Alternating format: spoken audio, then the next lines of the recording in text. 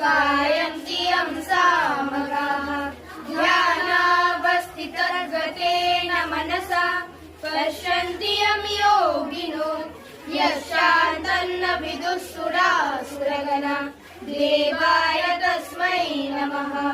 अथ श्रीमद्भगवद्गीतासु कर्मयोगः।